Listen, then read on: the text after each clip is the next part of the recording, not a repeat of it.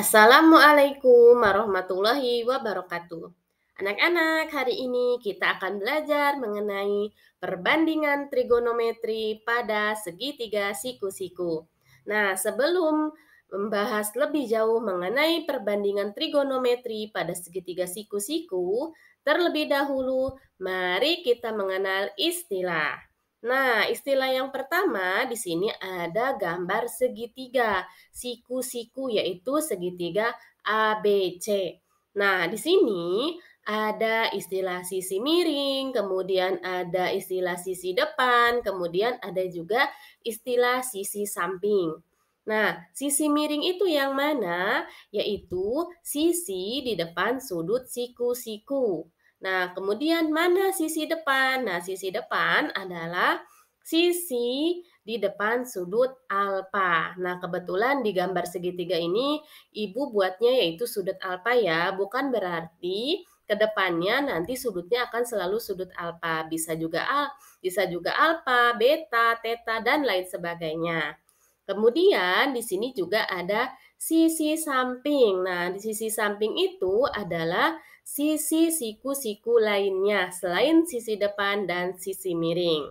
Nah, karena kalian sudah mengenal istilah dalam segitiga, kemudian mari kita belajar mengenai perbandingan trigonometri.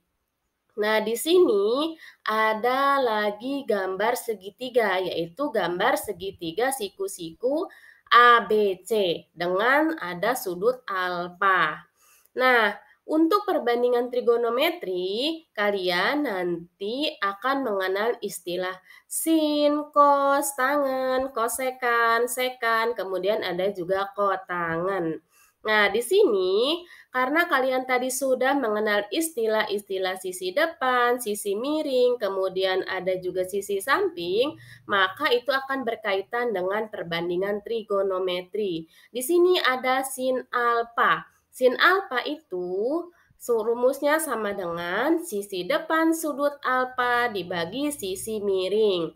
Sama dengan, nah sisi depan pada segitiga di gambar ini adalah BC dibagi sisi miring. Nah, sisi miringnya itu adalah AC. Maka di sini sin alfa sama dengan BC dibagi AC. Untuk selanjutnya yaitu cos alfa. Cos alfa sama dengan sisi samping sudut alfa dibagi sisi miring. Nah, untuk sisi sampingnya itu adalah AB. Nah, untuk sisi miringnya sama seperti sebelumnya yaitu AC. Maka cos alfa sama dengan AB dibagi AC. Untuk selanjutnya yaitu tangen alfa sama dengan sisi depan sudut alfa dibagi sisi samping sudut alfa. Nah, di sini sisi depannya itu kalian tadi sudah menemukan yaitu BC, sementara sisi sampingnya adalah AB. Maka tangen alfa sama dengan BC dibagi AB. Untuk selanjutnya kita beralih ke kosekan alfa. Nah, di sini kosekan alfa sama dengan sisi miring alfa dibagi sisi depan sudut alfa. Maka rumusnya itu sama dengan AC dibagi BC.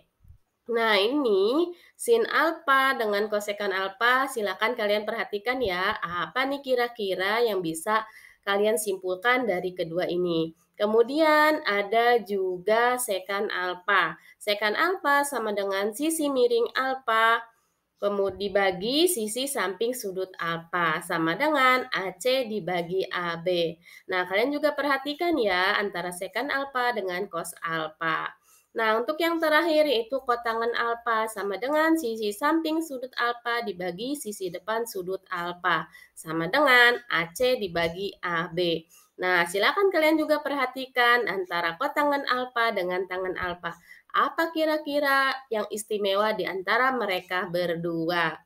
Baiklah, untuk selanjutnya mari kita beralih ke pembahasan lanjutan yaitu mengapa kita harus belajar trigonometri? Nah, jadi kenapa kita harus belajar trigonometri? Ada manfaatnya loh untuk kalian semua.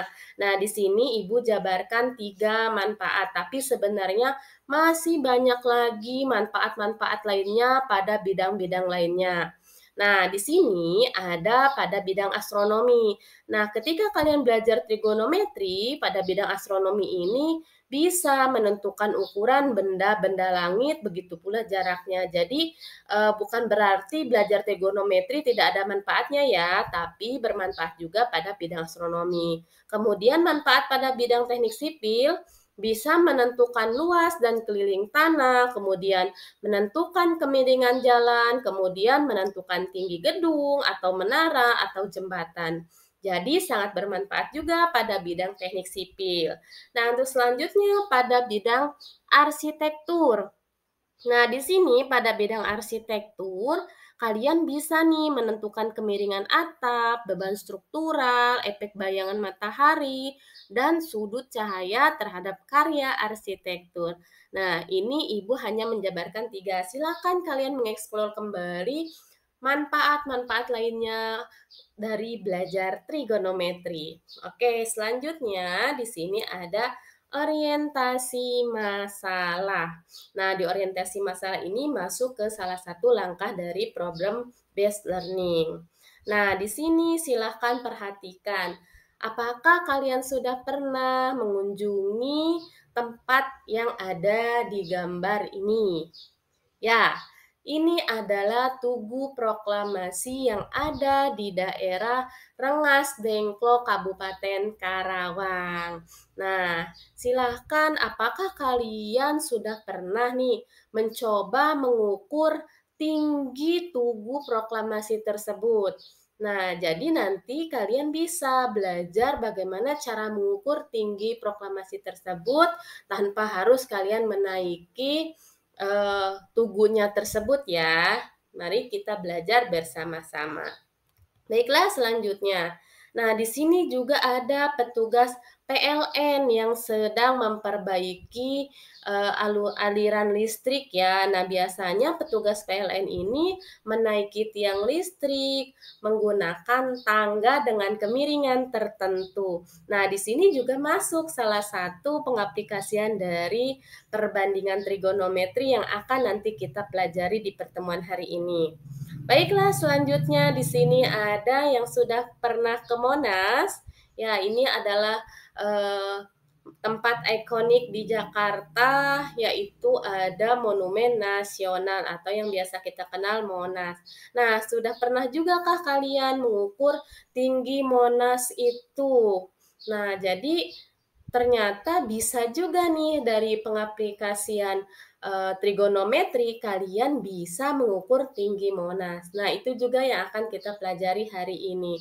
Jadi, mari kita mengeksplor kembali apa saja yang bisa kita kaji mengenai perbandingan trigonometri di pertemuan kita hari ini. Baiklah, itu saja yang bisa Ibu sampaikan. Wassalamualaikum warahmatullahi wabarakatuh.